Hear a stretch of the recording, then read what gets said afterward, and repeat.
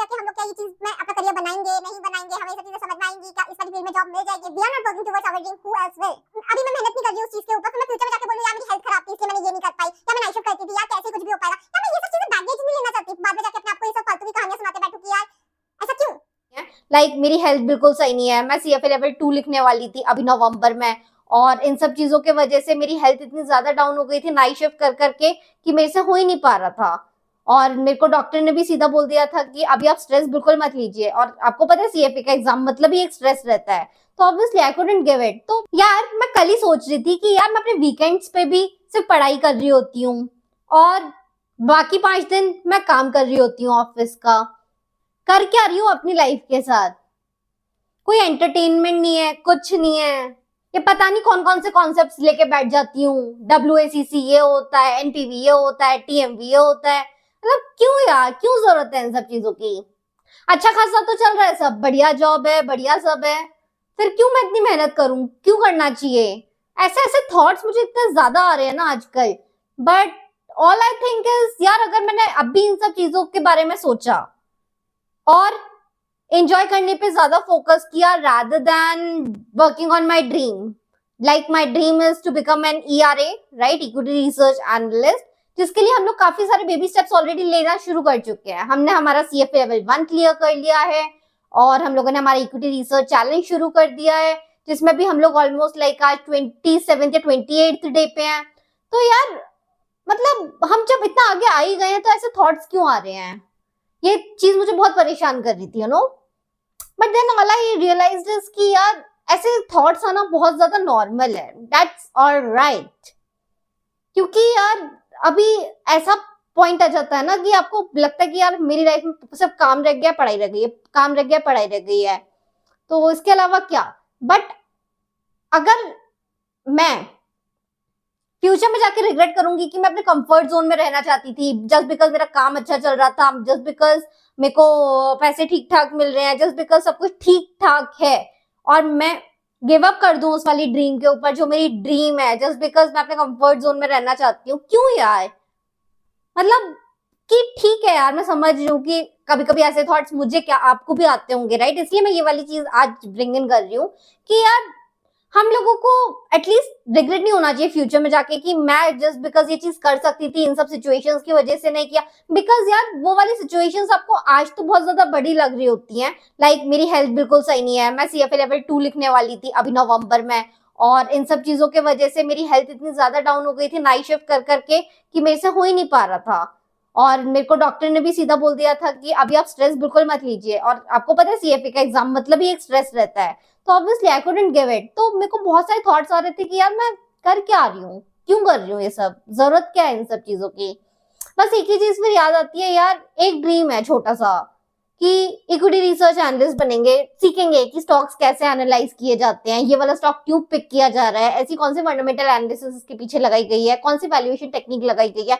अगर ये सब चीजें मैं सीखना चाहती हूँ और फिर मेरे को फ्यूचर में, अभी मैं मेहनत नहीं कर रही हूँ उस चीज के ऊपर, फिर मैं फ्यूचर में जाके बोलूँ यार मेरी हेल्थ खराब थी इसलिए मैंने ये नहीं कर पाई, या मैं नाइट शिफ्ट करती थी, यार कैसे ही कुछ भी हो पाएगा, या मैं ये सब चीजें बैगेज नहीं लेना चाहती बाद में जाके अपने आप को ये सब फालतू की कहानियां सुनाते बैठू कि यार ऐसा क्यों।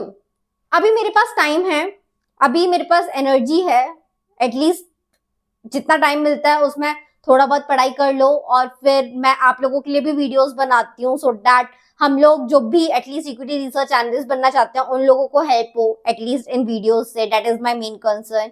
मैं इसलिए मेरा मेन पर्सपेक्टिव ना इस वाले चैनल पे आने का यही है कि मैं आप लोगों को अपनी जर्नी दिखा सकती हूँ कि यार मैं इतने सारे स्ट्रगल्स, इतनी सब चीजों के बाद भी अगर अपनी छोटी सी ड्रीम के ऊपर वर्क कर रही हूँ, ठीक है, मतलब मेरे लिए तो ड्रीम है, तो मेरे लिए तो वो बहुत बड़ी चीज है। लेकिन अगर मैं नॉर्मली किसी को बोलूंगी तो अरे ठीक है ना यार, तुम ऑलरेडी ऑपरेशंस एनालिस्ट हो, रिसर्च एनालिस्ट बनने में तुम्हें इतना ज्यादा प्रॉब्लम नहीं होगा, ये नहीं होगा, मतलब बहुत इजीली बोला जाता है ये सब चीजें, राइट?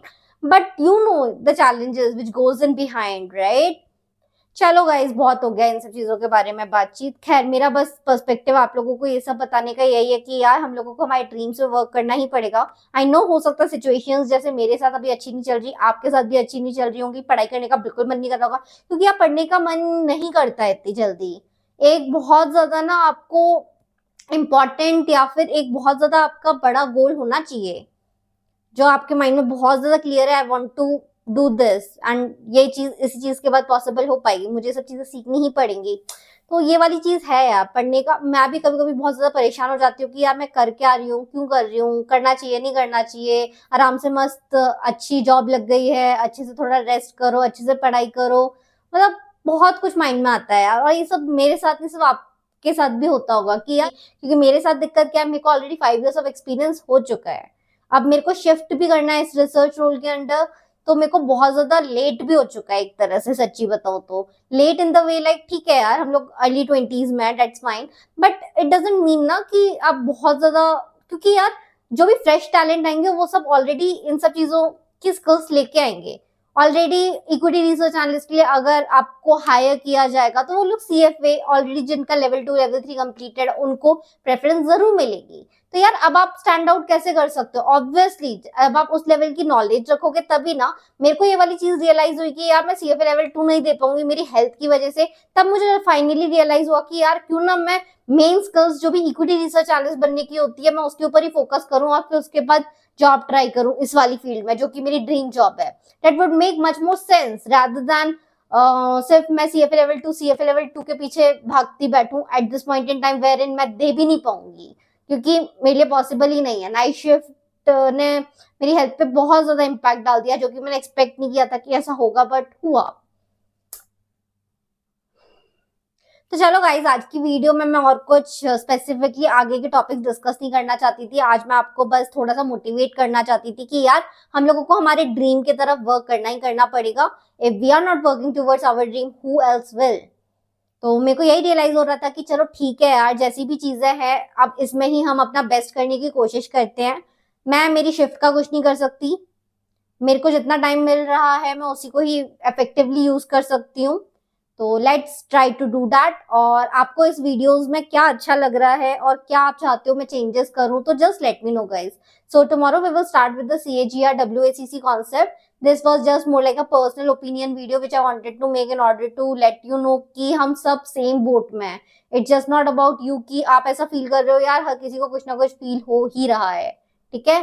चलो ठीक है गाइज, हम फ्रेश माइंड से कल स्टार्ट करेंगे हमारा CAGR WACC का कॉन्सेप्ट। और ये वाले वीकेंड्स ना मेरा इसीलिए ये सब चीजें सोचने में बहुत टाइम चला गया कि मैं कर क्या रही हूँ, क्या है, ये है वो है, पर चलो ठीक है, something is far better than nothing. So let's get back to our main work tomorrow. Let's learn about CAGR and the other concepts of financial modeling and just nail it. See you guys.